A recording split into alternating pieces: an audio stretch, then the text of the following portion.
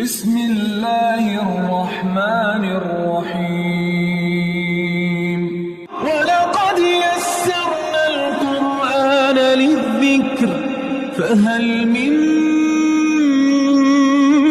مُدَّكِرٍ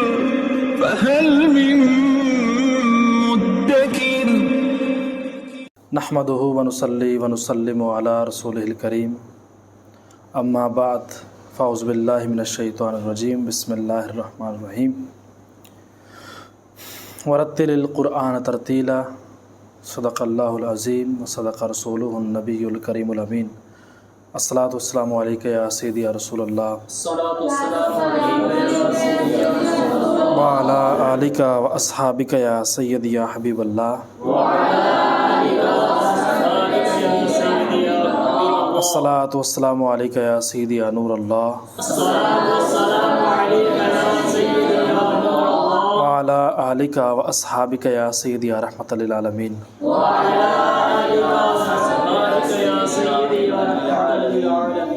رمضان المبارک کی 3 تاریخ سیدہ فاطمۃ الزہرا سلام اللہ علیہا آپ کا وصال کا دن ہے۔ اللہ رب العزت ان کے درجات میں بلندیاں عطا فرمائے اور ان کے صدقے سے تمام امت محمدیہ کی کامل بخش و مغفرت فرمائے اور آپ سلام اللہ علیہ کے تصدق سے اللہ رب العزت ہماری بیٹیوں کی، ہماری بہنوں کی عصمتوں کی حفاظت فرمائے۔ عزیزان گرامی، گزشتہ دن ہم نے سورۃ الفاتحہ کی اس آیت مبارکہ پر اپنی گفتگو کا اختتام کیا تھا۔ بسم اللہ الرحمن الرحیم ایاک نعبد و ایاک نستعین، یہیں سے آغاز کریں گے۔ ایاک نعبد و ایاک نستعین، ہم تیری ہی عبادت کرتے ہیں اور تجھی سے مدد چاہتے ہیں۔ آج کی گفتگو بڑی دلچسپ ہونے والی ہے، تو آپ کی توجہ کی اشد ضرورت ہوگی۔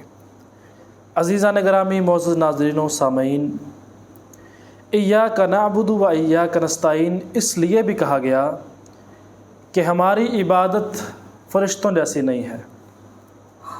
ہماری عبادت میں دکھلاوا ہو سکتا ہے، ہماری عبادت میں برے خیالات، وسوسے ہو سکتے ہیں۔ ایاک نعبد، ہم تیری ہی عبادت کرتے ہیں، و ایاک نستعین، اور تجھی سے مدد چاہتے ہیں کہ ہماری عبادتوں کی حفاظت فرما، ہمیں بہترین عبادت کرنے والا بنا۔ ایاک نعبد و ایاک نستعین اس لیے کہا گیا کہ ہم عبادت کے ساتھ اللہ تعالیٰ سے مدد کے خواہاں بھی ہیں کہ وہ شیطان کے مقابلہ میں ہماری مدد فرمائے اور ہماری عبادت اس کے دستبرد سے محفوظ رہے، شیطان کی شیطانیت سے محفوظ رہے۔ اس لیے کہا گیا ایاک نعبد و ایاک نستعین، ایاک نستعین، تجھی سے مدد چاہتے ہیں۔ اس آیت مبارکہ کے اس حصے کے تحت ایک سوال اٹھتا ہے کہ ہم نماز میں اللہ رب العزت سے مدد چاہ رہے ہیں، لیکن نماز سے نکل کر ہم اللہ رب العزت سے مدد چاہنے کی بجائے ہم اپنے معاملات سے پولیس کی مدد چاہتے ہیں، آرمی کی مدد چاہتے ہیں، اپنے سے بڑے امیر کی مدد چاہتے ہیں، کسی صاحب ثروت کی مدد چاہتے ہیں، کسی دولت مند کی مدد چاہتے ہیں، اپنے عزیز و اقربا میں رشتہ داروں کی مدد چاہتے ہیں، اپنے بڑے بھائی کی مدد چاہتے ہیں، بھائی میری مدد کر دو۔ تو کیا یہ قرآن کے خلاف ہوگا؟ نہیں، یہ قرآن کے خلاف نہیں۔ اس کا جواب یہ ہے کہ دراصل ہر قوت کا مالک اللہ رب العزت کی ذات ہے۔ سورۃ البقرہ کے اندر اللہ رب العزت ارشاد فرما رہا ہے ان القوۃ للہ جمیعا، یعنی تمام قوت اللہ ہی کے لیے ہے، لیکن دنیا میں جو شخص جس کی مدد کرتا ہے وہ اللہ تعالیٰ کی دی ہوئی طاقت سے مدد کرتا ہے۔ تو ہر طرح کی مدد کا منبع اللہ ہی کی ذات ہے، خواہ وہ مدد ما تحت الاسباب ہو یا ما فوق الاسباب، مادی ذرائع کے ساتھ ہو یا روحانی ذرائع کے ساتھ ہو، وہ مالی طور پر ہو یا جسمانی طور پر ہو، وہ ظاہری طور پر ہو یا باطنی طور پر، دنیا کا کوئی بھی غیر اللہ مدد کرے گا تو وہ اللہ رب العزت کی دی ہوئی طاقت سے، اللہ رب العزت کے دیے ہوئے اختیار سے مدد کرے گا۔ اسی لیے ہم اہل سنت و جماعت کا عقیدہ رہا ہے، حضور صلی اللہ علیہ وآلہ وسلم مدد فرماتے ہیں، مشکل کشائی فرماتے ہیں۔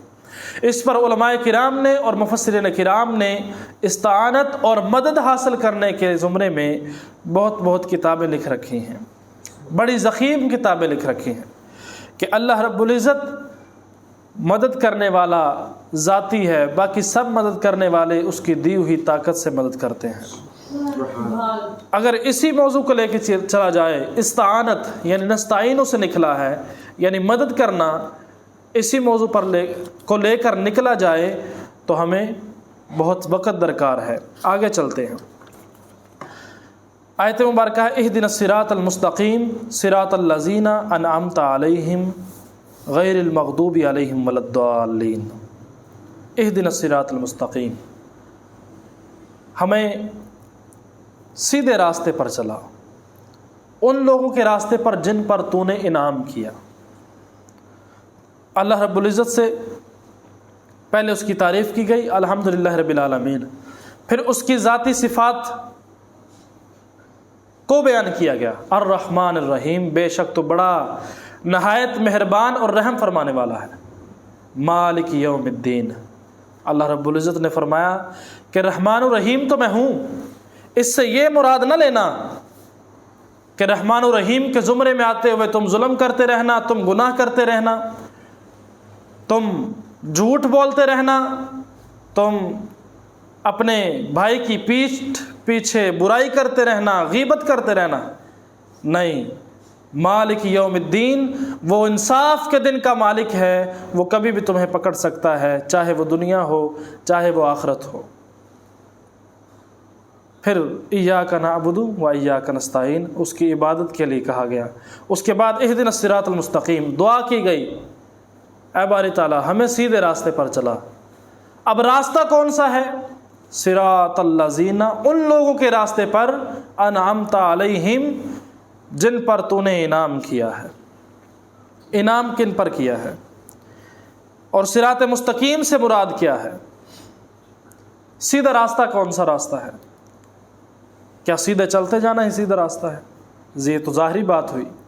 تو سیدھا راستہ، حضرت جابر بن عبداللہ فرماتے ہیں کہ صراط مستقیم سے دین اسلام مراد ہے، یعنی اسلام کے تھاٹس پر چلنا، اسلام کے اصولوں پر چلنا، دین اسلام پر عمل کرنا، یہ سیدھا راستہ ہے۔ ابن مسعود یعنی حضرت ابو ہریرہ رضی اللہ تعالیٰ عنہ، حضرت عبداللہ بن مسعود اور دیگر دوسرے صحابہ کرام رضوان اللہ علیہم اجمعین اس سے قرآن مراد لیتے ہیں، اور طبرانی نے حضرت ابو ہریرہ سے روایت کیا ہے کہ اس سے وہ طریقہ مراد ہے جس پر رسول کریم صلی اللہ علیہ وآلہ وسلم صحابہ کو چھوڑ کر چلے گئے تھے۔ نبی کریم صلی اللہ علیہ وسلم کی حدیث مبارکہ یاد آ رہی ہے، پہلے آقا صلی اللہ علیہ وآلہ وسلم نے فرمایا کہ اے مومنو، میں تمہارے درمیان دو چیزیں چھوڑے جا رہا ہوں، ایک قرآن اور دوسرے میرے اہل بیت۔ قرآن کو پکڑے رکھنا اور اہل بیت کو اپنا محور محبت بنا لینا، گرو گے نہیں۔ ایک رسی چھوڑے جا رہا ہوں، انا تارکن فیکم الثقلین، میں تمہارے درمیان دو بھاری چیزیں چھوڑے جا رہا ہوں، اس کو مضبوطی سے تھامے رکھنا، گرو گے نہیں، گمراہ نہیں ہوں گے۔ تو اس میں ایک قرآن مجید۔ حضرت حاکم نے حضرت ابن عباس سے روایت کیا ہے کہ اس سے یعنی صراط مستقیم سے، سیدھے راستے سے مراد کیا ہے؟ انہوں نے روایت کیا ہے کہ اس سیدھے راستے سے مراد حضور صلی اللہ علیہ وآلہ وسلم ہیں، اور حضرت ابو بکر صدیق اور حضرت عمر فاروق رضی اللہ تعالیٰ عنہ کی سیرت مبارکہ ہے۔ رسول کریم صلی اللہ علیہ وآلہ وسلم کی سنت مبارکہ کے لیے کہا گیا کہ یہ سیرت مبارکہ وہ سیرت ہے جو اسوہ حسنہ ہے، جو نمونہ ہے، جس پر عمل کرنے کو حکم دیا گیا، وہ سیرت مبارکہ رسول کریم صلی اللہ علیہ وآلہ وسلم کی ہے۔ اسی طرح صراط الذین انعمت علیہم، ان لوگوں کے راستے پر جن پر تو نے انعام کیا۔ انعام کن پر کیا ہے؟ کیا انعام دولت ہے؟ اگر دولت انعام ہے تو پھر قارون سے بڑھ کر کسی کے پاس دولت بولیں نہیں تھی۔ سب سے بڑھ کر دولت قارون کے پاس تھی کہ جس کی دولت کو، دولت کی چابیاں جہاں پر دولت تھی اس کے خزانوں کی چابیاں اونٹوں پر لادی جاتی تھی۔ اتنی زیادہ دولت کا مالک۔ شداد کتنی زیادہ دولت کا مالک تھا، شدید کتنی زیادہ دولت کا مالک تھا۔ اللہ اکبر، اتنی زیادہ دولت کہ انہوں نے اللہ رب العزت کے مقابلے میں جنت کھڑی کر دی تھی زمین پر۔ استغفر اللہ معاذ اللہ، اتنی دولت۔ فرعون کے پاس کتنی دولت ہوگی، نمرود کے پاس کتنی دولت ہوگی۔ دور حاضر میں دیکھ لیں، سوشل میڈیا پر ڈیٹائزم کا دور ہے، شماریات کا دور ہے۔ کہا جاتا ہے سب سے امیر ترین انسان بل گیٹس ہے، سب سے امیر ترین انسان نواز شریف ہے، سب سے امیر ترین انسان آصف زرداری ہے، سب سے امیر عمران خان ہے، نام لیے جاتے ہیں نا، سب سے امیر ترین انسان فلاں ہے فلاں ہے۔ تو کیا پھر وہ ان پر انعام ہے؟ نہیں۔ دولت جن کے پاس ہے وہ انعام یافتہ لوگ نہیں ہیں۔ اب کہا جائے کہ شہرت یافتہ لوگ جن کے پاس تشہیر ہے، شہرت والے ہیں، مشہور ہیں، وہ انعام یافتہ ہیں؟ نہیں، شہرت یافتہ لوگ انعام یافتہ نہیں ہیں، شہرت والے لوگ انعام یافتہ نہیں۔ آج کل شہرت کسے ملتی ہے؟ جو سوشل میڈیا پہ آ کر کوئی بدتمیزی والی، کوئی نازیبا حرکت کر دے، وہ شہرت یافتہ ہو جاتا ہے، اسے تشہیر مل جاتی ہے، وہ فیمس ہو جاتا ہے۔ سوشل میڈیا کا دور ہے، کوئی ٹک ٹاک بنا رہا ہے، کوئی کس طرح سوشل میڈیا کا استعمال کر رہا ہے، تو وہ ان کی تشہیر ہو گئی، وہ فیمس ہو گئے، ان کو فیم مل گیا۔ انعام یافتہ نہ ٹھہرے۔ انعام یافتہ کون لوگ ہیں؟ وہ انعام یافتہ لوگ ہیں جو اللہ رب العزت کی اطاعت و فرما برداری میں وقت گزارتے ہیں اور رسول کریم صلی اللہ علیہ وآلہ وسلم کی تابعداری میں وقت گزارتے ہیں۔ سبحان اللہ اکبر، وہ لوگ ہیں۔ تو انعام یافتہ وہ لوگ ہیں جو ولی ہیں، جو صحابہ کرام ہیں، اہل بیت ہیں، اسی طرح اولیاء کرام، علماء کرام، وہ لوگ جن کا تعلق دین سے ہے اور وہ عالم ہونے کے ساتھ ساتھ عمل کرنے والے بھی ہیں۔ عمل سے زندگی بنتی ہے، جنت بھی جہنم بھی۔ یہ خاکی اپنی فطرت میں نہ نوری ہے نہ ناری ہے، عمل سے زندگی بنتی ہے۔ تو عمل کریں گے تو پھر ہی انعام یافتہ ٹھہریں گے۔ عمل کیا ہے؟ اللہ رب العزت نے قرآن مجید فرقان حمید میں 700 سے زائد مقامات پر فرمایا کہ نماز قائم کرو، نماز قائم کرو۔ اس پر عمل کریں گے تو انعام یافتہ ہوں گے۔ رسول کریم صلی اللہ علیہ وسلم کی سیرت مبارکہ پر عمل کریں گے تو انعام یافتہ ہوں گے۔ اسی طرح یہاں پر ایک آیت مبارکہ جو سورۃ النساء کے اندر ہے، انعم اللہ علیہم من النبیین والصدیقین والشہداء والصالحین، کہ اللہ تعالیٰ نے جن پر انعام فرمایا، یعنی وہ یہ لوگ ہیں انبیاء، صدیقین سے عموماً وہ لوگ مراد ہوتے ہیں جنہوں نے انبیاء کی صحبت حاصل کی ہے، جنہوں نے انبیاء کی صحبت حاصل کی ہے اور ان کے ساتھی بن گئے، یعنی صحابہ کرام۔ پھر فرمایا شہداء، اور پھر صالحین یعنی اولیاء کاملین۔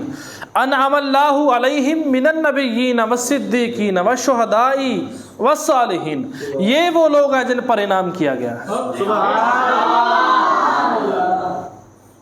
جو سچے ہیں، सच का साथ देने वाले हैं, हक बन कर बातिल के मुकाबले में खड़े होने वाले हैं। ये नहीं है कि मुआशरे में कोई गंदगी फैल रही है, कोई गलाजत फैल रही है, कोई बुरा काम हो रहा है तो फिर उसके बारे में चुप रहा जाए, बल्कि बोला जाए और अपनी बात पर अगर हक पर है तो डट कर खड़ा हो जाए, तो वो सिद्दीक है, वो सच्चा है। हज़रत अबू बकर सिद्दीक रज़ी अल्लाह ताला अन्हो, आपके ऊपर जुल्म किया गया लेकिन आपने रसूल करीम सल्लल्लाहु अलैहि वसल्लम का साथ नहीं छोड़ा।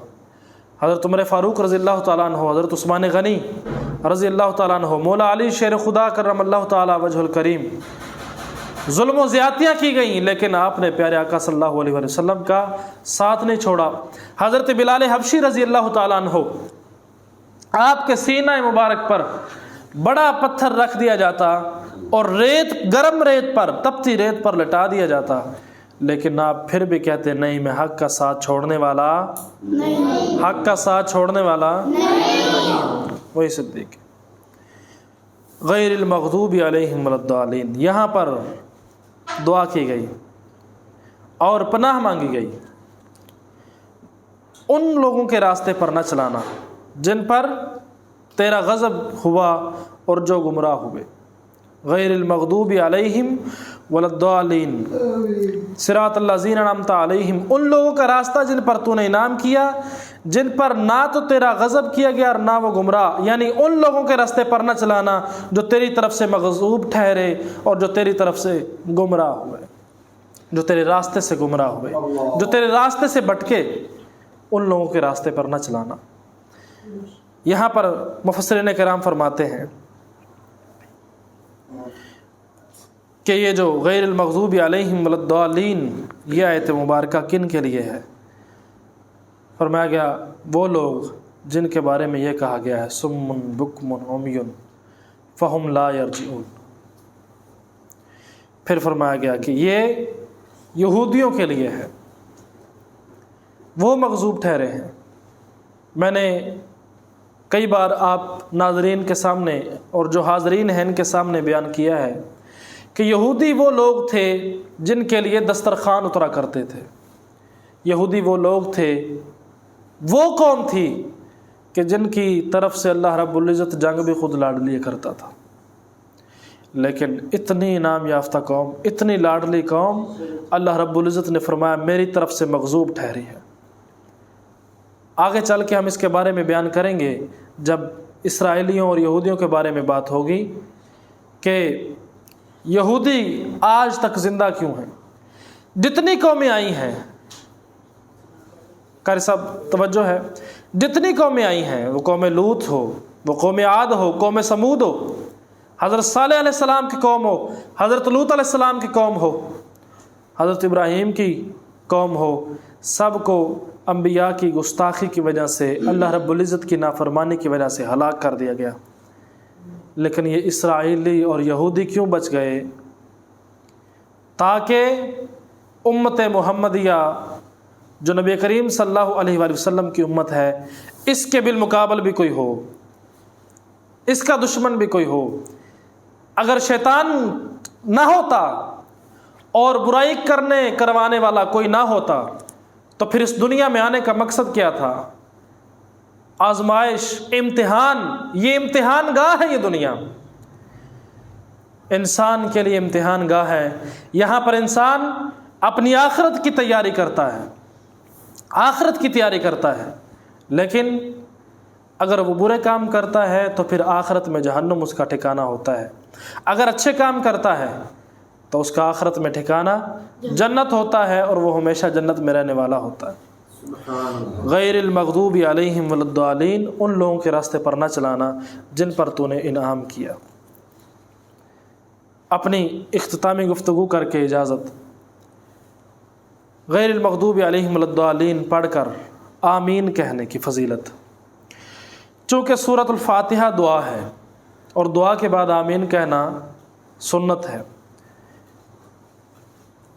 इहदिनस सिरातल मुस्तकीम सिरातल लज़ीना अनअमता अलैहिम गैरिल मग़दूबि अलैहिम वलद्दालीन। तो जब भी सूरह फ़ातिहा पढ़ी जाए, हुज़ूर सल्लल्लाहु अलैहि वसल्लम का इरशाद मुबारक है कि उसके साथ آمین کہو۔ نماز کے اندر جب امام صاحب غیر المغضوب علیہم الضالین کہتے ہیں تو اس کے بعد آمین کہنا چاہیے۔ اب آمین اونچی آواز سے کہنا چاہیے یا خاموش یعنی سائلنس آواز نکال کر آمین کہنا چاہیے، اس کے بارے میں اختلاف ہے، لیکن اہل سنت و جماعت آمین کو خاموشی سے کہنا اس پر عمل کرتے ہیں۔ حضرت ابو ہریرہ رضی اللہ تعالیٰ عنہ سے مروی ہے کہ رسول کریم صلی اللہ علیہ وآلہ وسلم نے فرمایا، یہ حدیث مبارکہ میں بخاری اور صحیح مسلم سے لے رہا ہوں، ابو داؤد سے لے رہا ہوں، سنن نسائی سے لے رہا ہوں۔ فرمایا جب امام آمین کہے تو تم بھی آمین کہو، کیونکہ جس کی آمین فرشتوں کی آمین سے موافق ہوئی اس کی بخشش کر دی جائے گی۔ رسول کریم صلی اللہ علیہ وآلہ وسلم نے ارشاد فرمایا کہ آمین کہو، کیونکہ سورۃ الفاتحہ کے بعد فرشتے آمین کہتے ہیں، یعنی جب امام آمین کہتا ہے تو فرشتے بھی آمین کہتے ہیں، تو تم بھی آمین کہو۔ اس حدیث مبارکہ سے معلوم ہوا کہ اس نمازی کے گناہ بخشے جائیں گے جس کی آمین فرشتوں کی آمین سے مشابہ ہوگی، یعنی اتنی خوبصورت اور اتنی دل نشین آواز سے اور اتنے خلوص کے ساتھ آمین کہو کہ فرشتوں کی آواز سے مشابہ ہو جائے، اور جب ان کے مشابہ ہو گئی تو بخشش تمہاری پکی ہے۔ اب یہاں پر آمین جو خاموش میں نے کہی کہ ہمارے ہاں اہل سنت و جماعت کے ہاں یہ عقیدہ ہے کہ آمین خاموشی سے کہنے چاہیے، آہستہ کہنا چاہیے۔ آج تک کسی نے فرشتوں کی آواز سنی ہے؟ بولیں نہیں سنی۔ اگر فرشتوں کی آواز سنی جائے اور وہ اونچی آواز سے ہو تو پھر تو اونچی آواز سے آمین کہو۔ اگر فرشتوں کی آواز نہیں سنی تو اس کا مطلب یہ ہے کہ آمین آہستہ کہنا چاہیے۔ حضرت وائل بن حجر سے مروی ہے کہ انہوں نے رسول اللہ صلی اللہ علیہ وآلہ وسلم کے ساتھ نماز پڑھی، جب آپ نے غیر المغضوب علیہم الضالین پڑھا تو آمین کہا، اور پھر اس کے بعد حضرت وائل بن حجر رضی اللہ تعالیٰ عنہ بیان کر رہے ہیں کہ اس کے بعد رسول کریم صلی اللہ علیہ وآلہ وسلم نے اپنی آواز کو آہستہ رکھا اور آمین کہا۔ یہ حدیث مبارکہ ترمذی شریف کے اندر ہے۔ آج ناظرین کرام، معزز اور عزیز طلبہ، ہماری سورۃ الفاتحہ کمپلیٹ ہوئی۔ اللہ رب العزت سے دعا ہے کہ اللہ تعالی ہمیں اس پر عمل پیرا ہونے کی توفیق عطا فرمائے، اور آگے لوگوں تک پہنچانے کی، جو لوگ اس سے ناواقف ہیں، جن کو نہیں پتہ، ان تک پہنچانے کی توفیق عطا فرمائے۔ وآخر دعوانا ان الحمد للہ رب العالمین۔